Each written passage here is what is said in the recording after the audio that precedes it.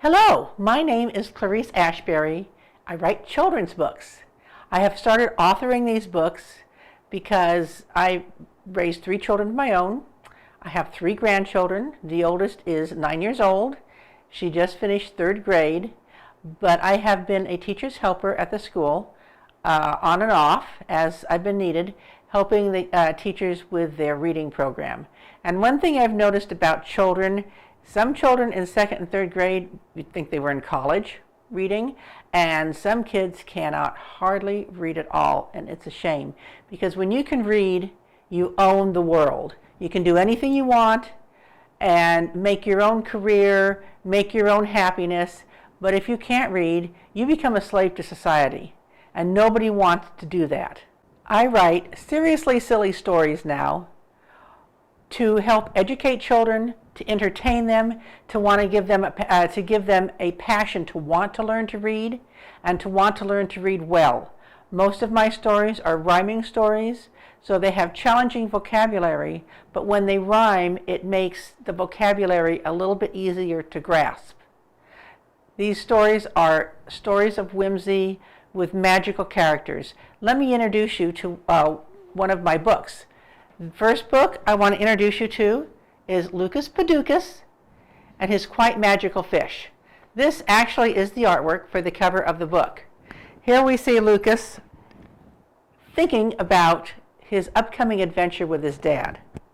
They go to a place called Lake Fishy Cake.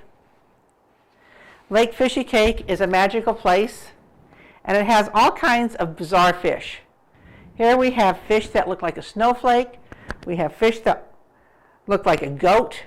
We have fish that play the trombone. We have long fish that look like a snake. And he has a wonderful time with his dad. My next book that is coming out late summer, early fall is called Lars, the Boy from Mars. So here are a couple of excerpts from that upcoming book. Now, when his spaceship touched down on land, a large crowd gathered with a marching band. The whole crowd gasped when he stepped out to see what a Martian was all about. His eyes were round, his skin was green, his teeth were made of jelly beans. So these stories are set in a very whimsical fashion. They're set with a wild, zany imagination. And I'd like to talk a little bit about the illustrator. Her name is Eva St. Marie. She spent the last 15 years doing artwork, studying creative art. She does a fabulous job, and she always has carte blanche, 100% creative freedom to create the story as the storyline develops. So all the characters that you see and the way they react and who they are a figment of her imagination, as well as my own creative license to describe who they are, but she has to make them come to life. She studied in creative artwork. She has many original pieces. She's highly sought after by a private group of collectors. She is on a limited basis, and we are just now developing a website for her to start marketing some of her artwork. Her mediums for artwork are watercolor, marker, and pastels. She also dabbles a little bit in oils, and she just does a fabulous job.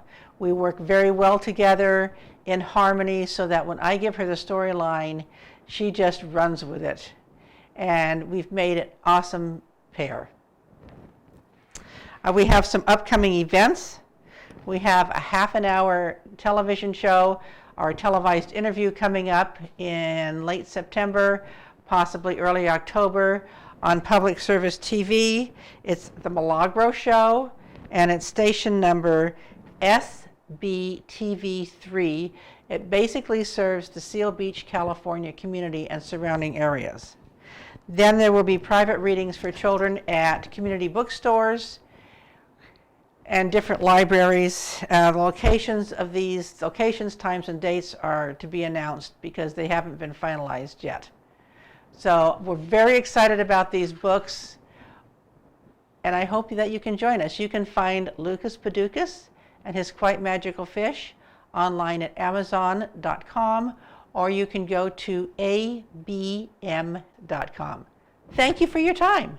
You have a great day.